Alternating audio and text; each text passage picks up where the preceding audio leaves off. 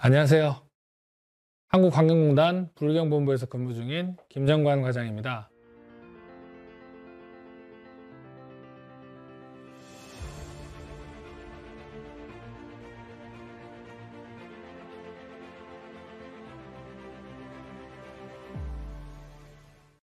최근에 제가 사업장 일반 폐기물 매립장 증설 사업을 감독하고 준공하고 난 후에 그동안 제가 경험했던 부분들을 되짚어 보면서 매립장 설치 사업을 처음 접하시는 감독자분들의 이해를 조금이나마 돕기 위해서 본 자료를 제작하게 되었습니다.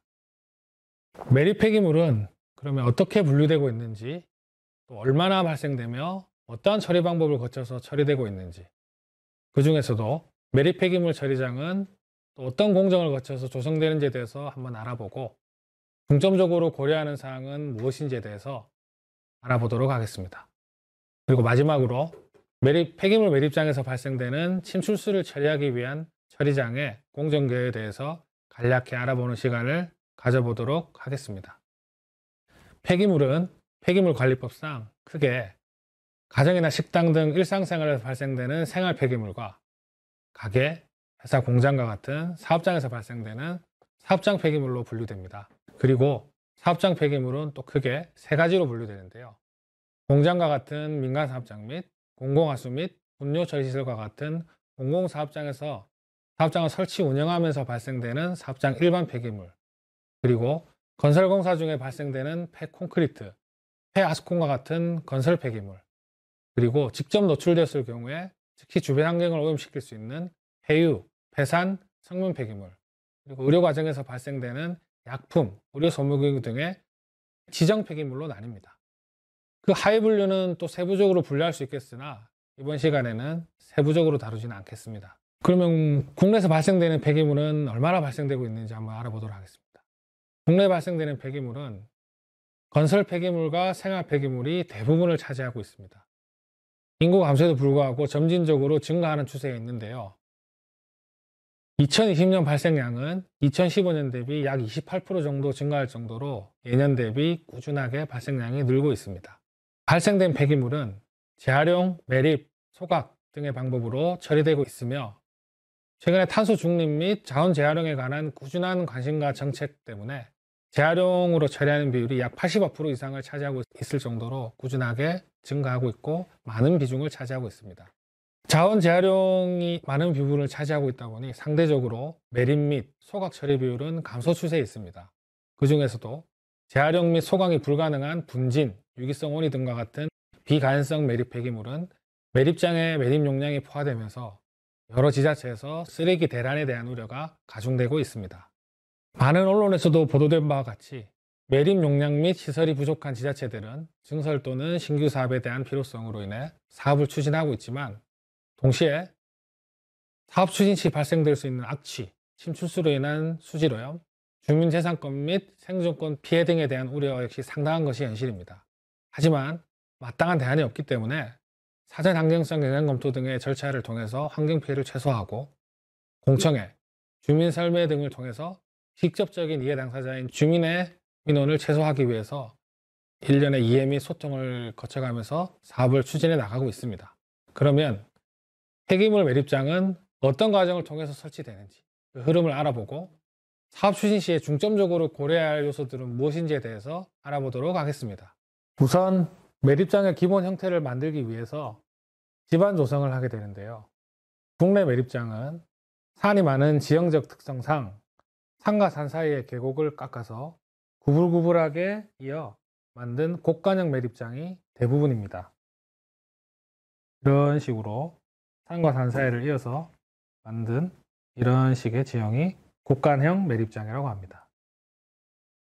그리고 나서 벌개 및 벌개잭은 절성토 작업을 통해서 일반적으로 한 층 높이 약 5m, 기울기 1대 1.5의 절성토 사면을 만들고 평균 폭 3m 정도로 된 소단을 형성한 후 연속적으로 이어지는 다층 구조로 설치하게 됩니다. 조성된 소단은 하수시설을 고정하는 기능과 동시에 우수와 지하수 배제를 하는 기능이 있습니다. 소단은 평균 폭은 약 여기의 폭이 3m 정도가 될 거고요. 한 단의 높이는 약 5m, 여기 경사는 약 1대 1.5 정도의 하나의 단면을 완성하고 이 단면이 연속적으로 쭉 이어지는 구조로 완성하게 됩니다. 그리고 매립장 외부에 떨어진 빗물의 유입을 방지하고 내부의 빗물을 침출수와 혼합되지 않도록 배제하기 위하여 우수 배제 시설을 설치하게 됩니다. 산지에서 경사를 타고 흘러내려오는 빗물 배제 시설인 산마루 축구, 최외곽부에 떨어지는 우수를 배제하기 위하여 소단에 축구를 설치하게 됩니다. 형태에 따라서 U형 축구, L형 축구, 그리고 유공간 위에 자갈을 깔아서 만든 맹암거 등을 설치하게 되는데요. 맹암거의 경우 상단의 자갈이 사면으로 흘러내려 장기적으로는 사면 차수제를 고정하는 고정력이 감소하기 때문에 U형 및 L형 축구 시설이 주로 설계에 적용되고 있습니다. 매립장의 기초지반 및 축구 조성 후에 바닥 최하부 및 사면부 소단에 지하수 배제 시설을 설치합니다. 자갈만 깔거나 유공간 위에 자갈을 덮는 맹암거 구조로 설치되기도 하는데요. 지하수 배제 시설은 침출수 차수 시설 하부에 설치되기 때문에 차수층이 손상되어 침출수가 유출되게 되면 지하수 배제수를 통해 배출되기 때문에 침출수의 유출 여부를 판단할 수 있는 중요한 지표입니다. 그래서 매립장 바닥 하부층을 종단하는 지하 우수 배제 시설과 분리하여 설치하는 것이 중요한 요소 중 하나입니다. 사면부에 설치되는 지하수는 원형 또는 판형의 유공간을 설치한 후 관 상부에 관 보호를 위한 골재를 설치하여 수수가 원활하게 되도록 설치하게 됩니다. 침출수 차단층 위로 이렇게 침출수 배제층을 설치하고요. 하부에는 지하수 배제층을 설치하게 됩니다. 그리고 이런 피 재질로 된 유공간을 깔고 관을 보호하는 쇠석을 이런 식으로 설치하는 겁니다. 그리고 하부에는 모래를 부설해서 관 기초를 설치하게 됩니다. 그리고 사면부에는 이런 판형과 동그랗게 생긴 원형 유공간을 설치하기도 합니다. 그리고 마찬가지로 관을 설치하고 이렇게 부직포를 깔아서 투수를 주고 잡석을 채워서 관을 보호하는 역할을 하게 됩니다. 지하수 매립장을 매립장 면적의 종방향과 행방향으로 생선가시 형태의 집수관을 설치하여 집수 후 집수조나 집수종으로 배제할 수 있도록 설치합니다. 이렇게 매립장 면적을 기준으로 해서 종방향으로 집수관을 설치하고 이렇게 행방향으로는 집수관을 설치하여 생선가시 모양의 어떤 관을 만들고요. 최종적으로 이렇게 매립장에 조성된 사면을 횡단해서 이런 지하수 집수조나 집수점을 통해서 지하수를 집수하게 됩니다. 지하수 배제시설 설치 후에는 사실상 매립장에서 제일 중요한 부분인 침출수 차단시설을 설치하게 됩니다. 침출수가 외부로 유출되게 되면 대형 환경오염을 일으키게 되기 때문에 설치 중을 비롯해서 설치 후 품질 검사, 그리고 외부 기관에서 시행하는 최종 설치 검사까지 설치 상태 및 안정성을 철저히 확인해야 하는 가장 중요한 공정입니다. 차수시설은 바닥과 사면부에 침출수가 외부로 유출되지 않도록 이중 차수 구조로 설치합니다. 바닥부 차수의 1차 차수제는 고밀도 재질의 토목 합성 수지 라이너인 HDPE 시트를 설치합니다. 그리고 1차 차수제가 기능을 상실했을 경우 2차적인 침출수 유출을 차단하기 위하여 점토나 점토광물 혼합도 등의 점토류 라이너를 2차 차수제로 포설합니다. 1차 차수제는 이런 보시는 바와 같이 HDPE 시트를 1차 차수제로 일반적으로 설치를 하게 되고 1차 차수제가 찢어지거나 기능을 상실했을 경우에 2차적인 침출수 유출을 막기 위해서 정토광물 혼합토를 2차 차수제로 설치하게 됩니다. 그리고 2차 차수제는 일반적으로 매립장 터프하기 시에 발생되는 자연상태의 모토와 벤토나이트 파우더 등의 점토를 혼합해서 50cm 이상으로 포설하고 투수개수가 1초당 1천만 분의 1cm 이하가 되도록 포설합니다. 보시는 것이 침출수 차단층이고요. 일반적으로 50cm 이상, 그리고 투수개수가 제가 방금 말씀드린 것은 1천만 분의 1cm 이하가 되도록 포설한다고 했는데 투수개수가 보시는 바와 같이 10의 마이너스 7승 cm/s 이하로 되어 있는데 이것은 시방에서 각각 규정하고 있는 기준에 따라서 품질을 확인하게 됩니다. 차수제 설치 후 상하부로 부직포를 설치해서 차수제를 보호하고 상부는 침수수 직배수를 위한 쇠석층, 그리고 최하부는 지하수 직배수를 위한 쇠석층을 포설해서 전체 단면을 완성하게 됩니다. 그리고 사면부 차수제는 차수제 손상을 막기 위해서 면고르기가 필요한데요. 면이 안반지점과 같이 굴착 후 요철이 심한 경우에는 필요시 쇼크리트를 포설해서 사면을 평탄하게 조성합니다. 그리고 바닥과 마찬가지로 이중 차수제 구조로 설치하고요. 1차 차수제는 바닥과 동일하게 토목 합성 수지 라이너인 HDP 시트를 설치하고, 2차 차수제는 사면부의 경사를 고려해서 혼합 점토류 차수층을 설치하게 되면 포설이 힘들기 때문에 벤토나이트 매트와 같은 토목 합성 수지 라이너를 설치합니다. 차수제 설치 후 상하부는 차수층 보호를 위해 지오 컴포지트와 네트를 결합한 셀 형태의 GMC라는 보호제를 설치하고, 상부는 차수제를 고정할 수 있도록 셀형 보호제에 회석을 포설하여 완성하게 됩니다. 보시는 것이 사면부 차수제 단면도이고, 바닥과 마찬가지로 1차, 2차 차수제를 설치합니다. 그리고 바닥과 차이점은 사면부는 경사가 있기 때문에 점토광물 혼합토가 아닌 토목 합성수지 재질의 벤토나이트 매트를 일반적으로 설치합니다. 그리고 상하부에 차수제를 보호하기 위해서 지오 컴포지트라는 매트 재질의 어떤 보호제를 설치하는데요. 명칭은 GMC라고 하고, 지오 컴포지트하고 이런 네트 형태의 셀과 결합해서 이 안에 골재를 이렇게 상부에 포설을 합니다. 포설을 해서 2차 차수층이 흘러내리지 않도록 고정하는 역할을 하게 됩니다. 그리고 하부는 이 차수층이 찢어지면 안 되기 때문에 평탄하게 조성을 하는데, 이렇게 안반과 같이 굴착후 요철이 심할 경우에는 쇼크리트를 포설해서 면을 평탄하게 조성한 후에 설치하게 됩니다. 이것이 사면부 차수 단면도의 일반적인 표준 형태라고 보시면 됩니다.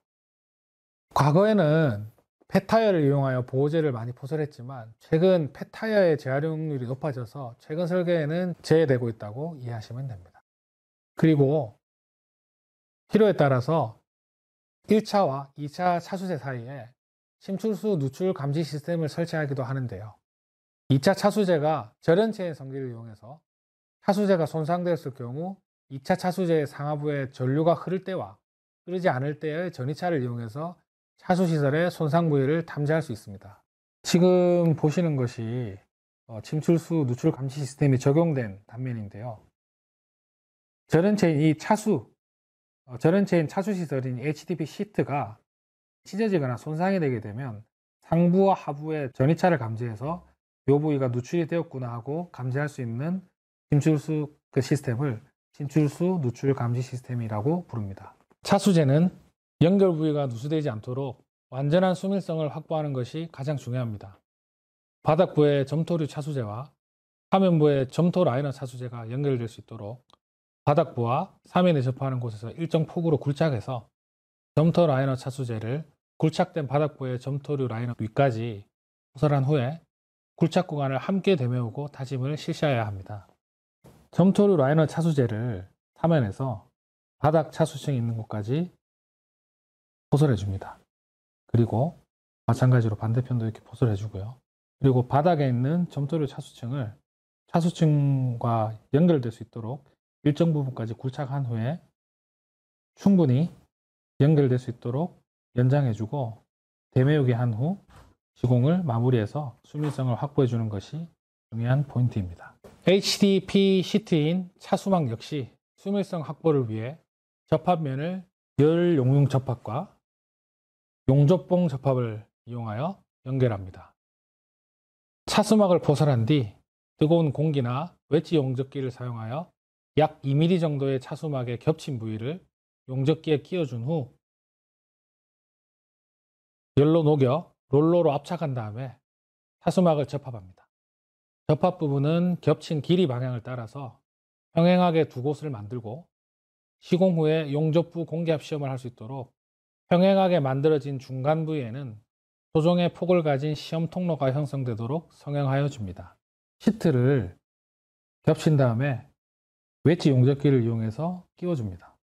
끼우고 평행하게 두 라인을 만들고 가운데 통로 부위에는 나중에 추후 공기압 시험을 할 수 있도록 소정의 공기 통로를 만들어 주는 것입니다.